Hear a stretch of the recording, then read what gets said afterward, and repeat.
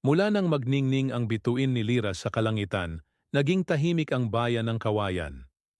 Muling dumaloy ang tubig sa ilog. Nagsayaw ang hangin sa mga dahon. At sa unang pagkakataon matapos ng pagkatalo ng dilim, nakangiti ang mga tao. Ngunit si Lira, kahit napapaligiran ng kapayapaan, ay may nararamdamang kulang. Tuwing gabi kapag nakatingala siya sa bituin na ipinangalan sa kanya, naririnig niya ang mahinang tinig. Lira, Lira, bumalik ka sa kalangitan. Hindi iyon boses ng takot. Hindi rin yun boses ni Asterion. Ito ay panawagan. Nakaupo si Ryan sa ibabaw ng bubong. Pinapanood si Lira na nakatingala sa langit. Wala ka bang balak magpahinga? Tanong niya, sabay hagis ng mansanas. Tinanggap ni Lira iyon, pero hindi ngumiti. Hindi ako mapakali. Para bang may paparating. Natigilan si Ryan. Kahit matapos si Umbra, hindi ibig sabihin wala ng panganib, sabi niya. Ang dilim ay may ugat, at ang ugat, laging may pinagmulan. Bago pa siya makasagot, isang bitak sa kalangitan ang biglang lumitaw, parang punit sa tela ng langit. Mula roon, lumabas ang isang nilalang na may pakpak ng liwanag. Ngunit pagod, sugatan, halos naglalaho. Bumagsak ito sa lupa sa harap nila. Si Mira ang unang tumakbo pababa sa daan, may hawak pang kutsilyo. Titeka, ang laki noon, Lira. Siguradong hindi yan kalaban? Dahan-dahang bumangon ang nilalang. Isa siyang tagapangalaga ng bituin, katulad dati ni Asterion. Ngunit ang mga mata niya'y puno ng takot. Ako si Solen, tagapangalaga ng liwanag sa kalawakan. Mahina niyang sabi. Dumating ako para babalaan kayo. Babala? Tanong ni Lira. Lumapit. Tumulo ang liwanag sa mga mata ni Solene. Luha na hindi tubig, kundi malabituing alikabok.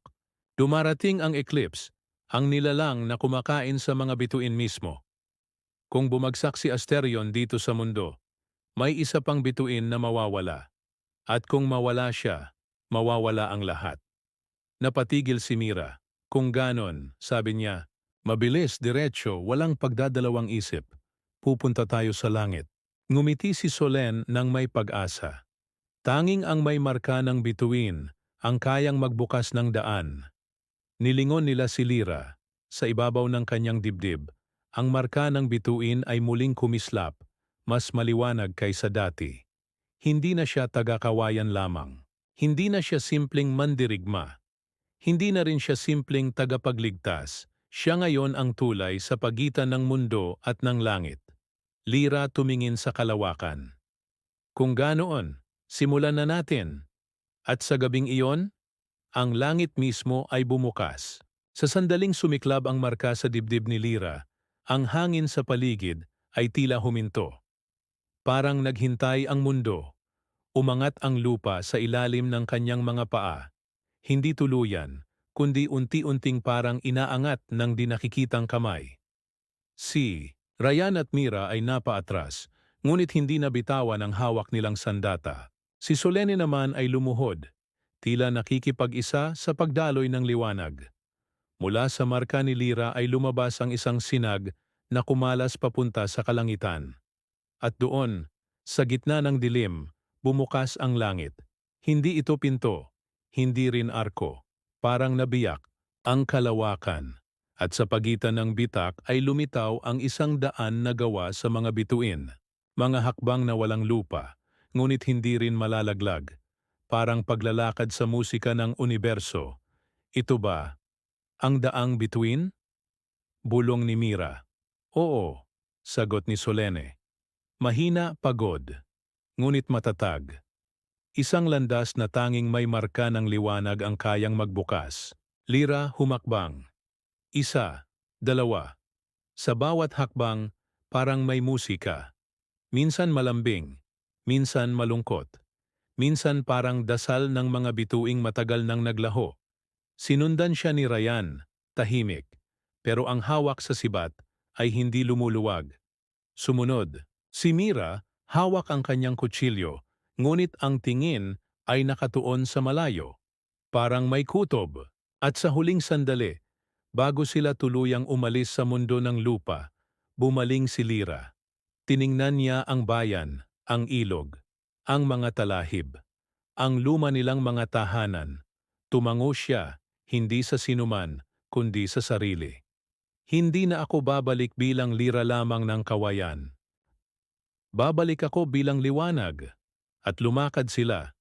Sa gitna ng kalawakan hindi sila nalulunod sa kawalan. Hindi sila nahuhulog. Hindi rin sila lumilipad. Sila ay naglalakad sa pagitan ng mga bituin. At sa bawat hakbang ay nakikita nila ang mga buhay na alaala ng kalawakan. Mga bituin na sumabog. Mga mundo na isinilang. Mga nilalang na hindi na natatandaan ng oras. Si Mira ang unang nagsalita. Hindi ba kayo nagtataka, sabi niya, mababa ang boses.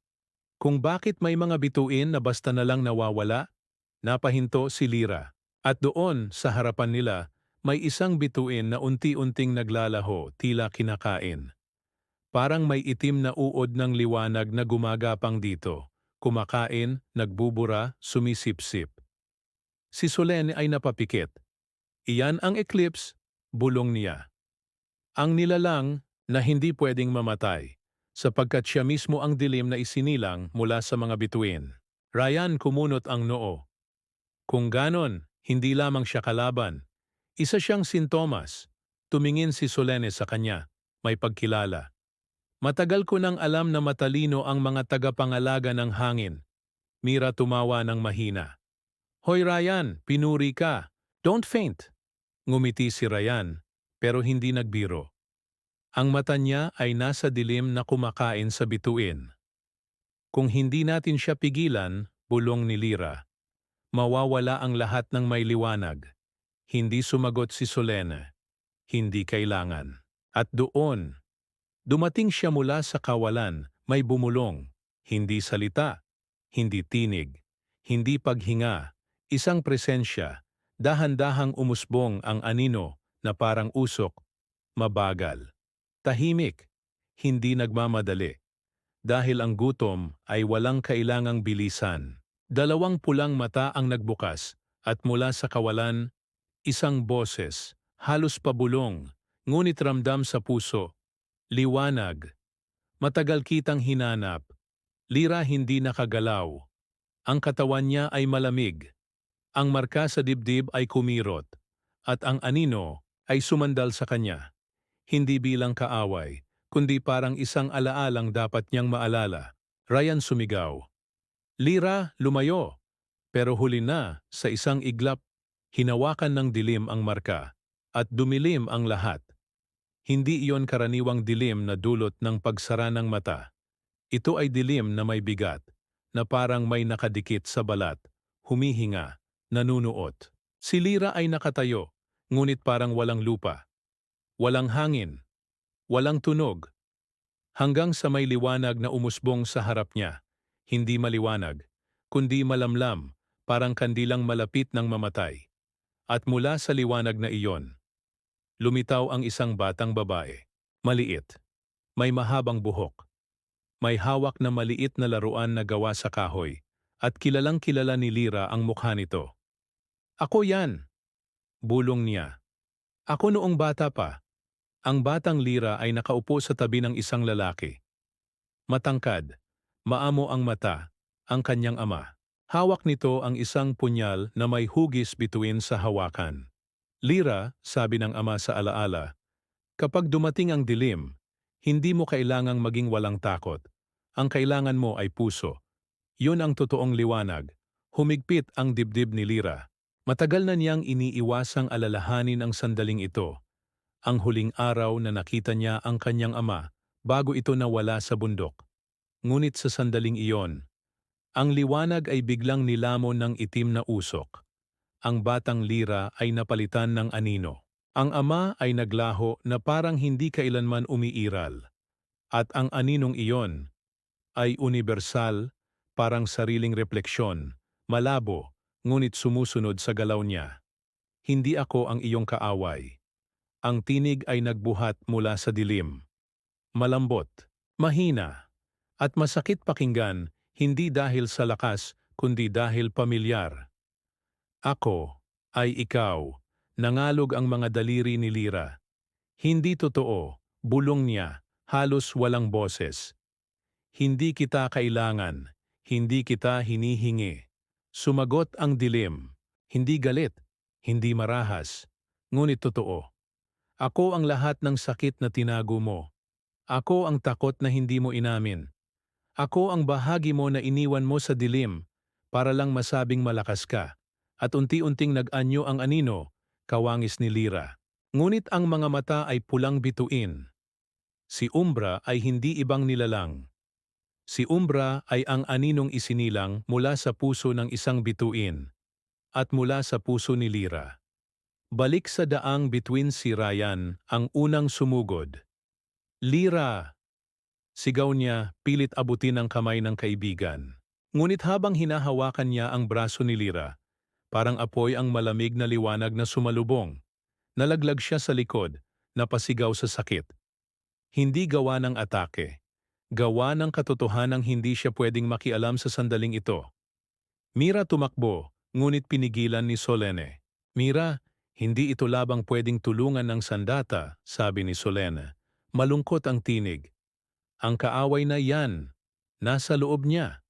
Mira kumagat sa labi. Ang mga kamay niya ay nanginginig.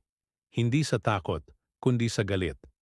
Kung ganon, paano natin siya ililigtas? Ryan hingal nakatingala sa marka ni Lira. Hindi natin siya ililigtas. Siya ang dapat magligtas sa sarili niya.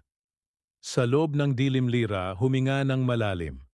Kung ang kalaban ay siya rin, kung ang takot na iniiwasan niya ang mismong nakaharap ngayon, wala nang dahilan tumakbo. Hindi kita itataboy, sabi ni Lira sa anino. Nagulat ang anino. Ang pulang mata nito ay kumurap, hindi sanay, hindi handa. Hindi. Mo ako? Itatatwa? Umiling si Lira. Hindi ako magiging buo kung wala ka. Hindi rin ako magiging liwanag kung wala ang dilim. At sa kauna-unahang pagkakataon, ngumiti ang anino. Hindi masaya, hindi masama, kundi malaya. Ang dilim ay hindi na kumikain. Hindi na umaatake. Hindi na umiiyak. Ito ay naging bahagi na ng liwanag. At ang marka sa dibdib ni Lira ay sumiklab, mas maliwanag pa kaysa dati. Kapangyarihan ng bituin ni Lira ay nagising. Si Lira ay hindi na lamang tagapangalaga ng liwanag. Siya na ngayon ang liwanag na may dilim. Dilim na may puso. Ang tulay.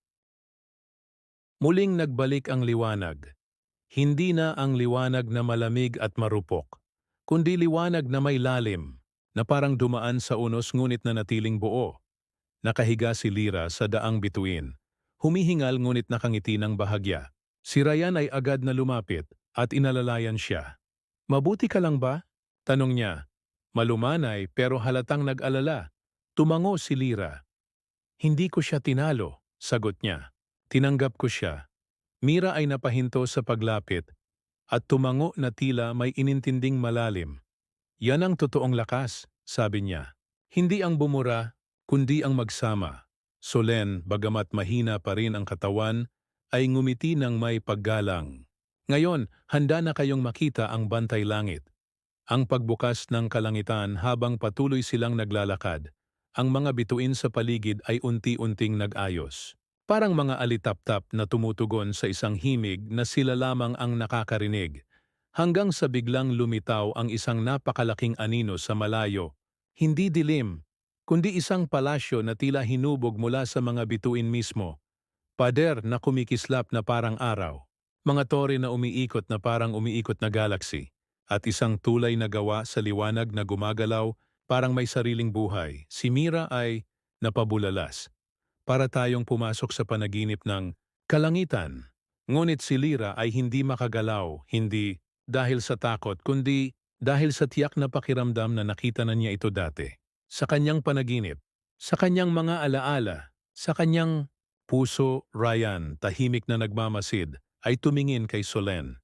Bakit parang kilala ito ni Lira? Solene ay hindi agad sumagot, tila pumipili ng tamang salita. Dahil ang bantay langit ay tahanan ng mga tagapangalaga. At minsan, isa siyang bituin. Natigilan silang lahat. Lira, hindi makahinga. Galing ako dito? Solene ay marahang tumango. Sa harap ng palasyo paglapit nila, bumukas ang malalaking pintuan ng walang kamay na humawak. Ang sahig ay parang salamin ng kalangitan. Bawat hakbang ay may tunog na parang kampana. At sa dulo ng mahabang bulwagang nalalatagan ng liwanag, may isang trono. At sa trono, nakaupo ang isang nilalang na hindi ganap tao, hindi rin bituin, kundi isang babae na puno ng liwanag. Ang buhok ay tila mahabang ekoy ng mga tala. Ang mata ay parang dalawang umagang hindi lumulubog. Siya ay Reyna Lystria, tagapangalaga ng universo, ina ng mga bituin. At ang tingin niya kay Lyra ay hindi malugod. Ikaw, sabi niya, malamig ang boses. Ang bituin na bumagsak. Ang liwanag na nagising na may kasamang anino. Napaupo si Lyra, halos kusang napaluhod, pero hindi dahil sa takot, kundi dahil naramdaman niyang ito ang kanyang pinanggalingan. At ito rin ang tadhana niyang iiwan. Ryan at Mira ay napatingin sa isa't isa. Solene ay lumapit sa Reyna at yumuko. Mahal na Reyna, ipinanumbalik niya ang liwanag sa sarili. Tinanggap niya ang kanyang anino. Siya ang maaaring maging hindi, putol ng Reyna, mariin. Ang kanyang mga mata ay tumagos kay Lyra. Parang nakikita ang bawat piraso ng kaluluwa. Ang liwanag na may kasamang dilim ay hindi hihilom. Ito ay pumuputok. At kapag sumabog ang puso niyan, mawawala ang buong langit. Nanginginig ang hangin sa pagitan nila. Si Mira, hindi mapigilan ang sarili, ay sumigaw. Hindi siya panganib. Niligtas niya ang mundo. Ngunit ang Reyna ay hindi tumingin sa kanya. Hindi niya kailangan. Si Lyra ang tumayo, at sa unang pagkakataon, diretsyong tumingin sa Reyna ng mga bituin. Kung ang liwanag ko ay panganib, kung ang pag-iral ko ay apoy, mas gugustuhin kong masunog kaysa magtago. Isang katahimikan ang sumunod, mabigat, naninindig balahibo, at ang Reyna ay ngumiti. Ngunit hindi malambing, kundi tulad ng karunungan na may kasamang pasakit. Kung ganon, subukin mo. At sa isang galaw ng kanyang kamay, nanginig ang mga bituin, at bumukas ang lugar ng paghuhusga. Hindi ito laban, hindi ito parusa. Ito ay kung saan sinusukat ang puso ng liwanag. Susunod, Kabanata 5, ang pagsubok ng puso sa susunod na kabanata. Lyra ay susubukin hindi sa katawan, kundi sa kaluluwa. Ryan at Mira ay haharap sa sariling takot at may magbabalik na hindi inaasahan. Ang lugar ng paghuhusga ay hindi isang silid. Hindi rin ito arena. Ito ay isang mundo sa loob ng sarili. Isang mundo na isinisilang mula sa puso ng sinusubok. Sa isang kisap, naglaho ang sahig na ginintuan, ang mga tore ng bantay langit, at maging ang liwanag ng Reyna Lystria. Nang muling dumilat si Lyra, siya'y nasa isang malawak na kapatagan.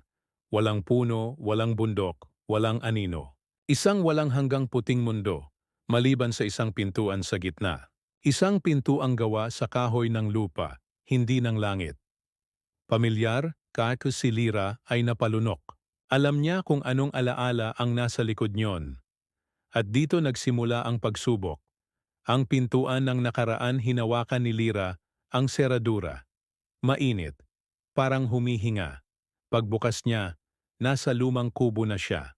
Ang kubo ng kanyang pagkabata. At sa loob nito, naroon ang kanyang ina nakaupo sa tabi ng kalan, umiiyak ng hindi umiiyak. Yung uri ng lungkot na hindi tumutulo sa mata pero bumubutas sa puso. Nanay, mahina niyang tawag, hindi tumingin ang ina. Patuloy lang ito sa paghawak sa isang lumang tela. Ang tela ng kapa na dapat ibabalik ng ama. Ang kapang ipinangako nitong dadalhin pag-uwi, ngunit hindi na siya bumalik. Ang pananahimik sa pagitan ng mag-ina ay mas malakas pa sa iyakan.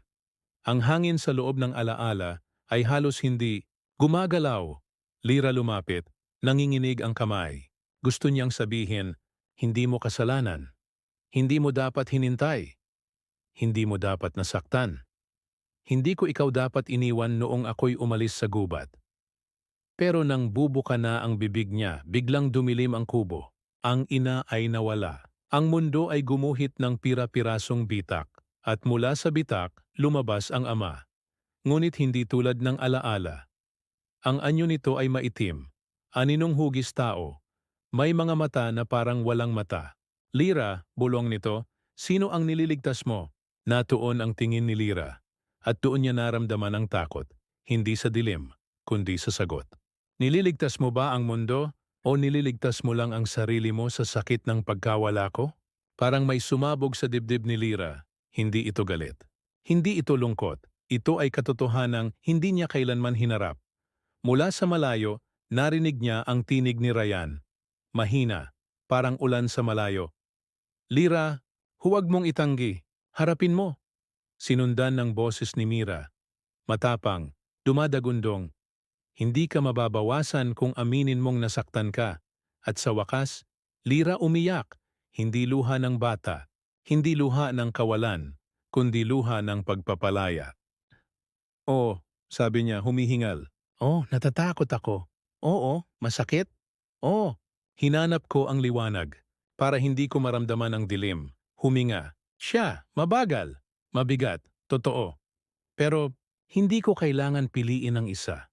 Maaari kong dalhin ang sakit at magpatuloy at ang aninong hugis ama ay nagliwanag, unti-unting nagbago, nagbalik sa liwanag, hanggang sa ito'y naging pagsiklab ng bituin at tuluyang nawala ng may katahimikan.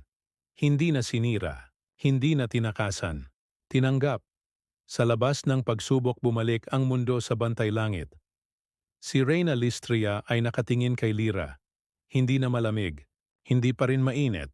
Ngunit may paggalang ngayon, ang puso mo ay hindi gumuho. Ikaw ay hindi nasunog. At kaya mong dalhin ang liwanag at dilim nang hindi nila nilalamon ang isa't isa. Tumango ang Reyna. Kung ganon, maaari mong malaman ang katotohanan tungkol sa ama mo. Nanigas si Lira at Mira at Ryan ay parehong napalingon sa Reyna. Solen ay napapikit. Parang alam niya na ito ang mangyayari. Reyna Listria bumaba mula sa trono, tumayo sa harap ni Lira, at sa unang pagkakataon, nagsalita ng malumanay. Ang ama mo, hindi siya namatay. Kinuha siya ng mga bituin, at doon nagsimulang gumalaw ang kalangitan. Tahimik ang buong silid ng bantay langit. Walang hangin, walang tunog. Tanging kabog ng puso ni Lira ang naririnig niya. Hindi namatay? Paos na tanong niya. Tumango si Reyna Listria. Ang kanyang tinig ay parang kampanilyang mababa at malinaw. Ang iyong ama ay isa sa mga hinirang ng kalangitan. Hindi siya biktima ng digmaan. Siya ang pinili. Lumapit si Mira. Mahigpit ang hawak sa balikat ni Lira.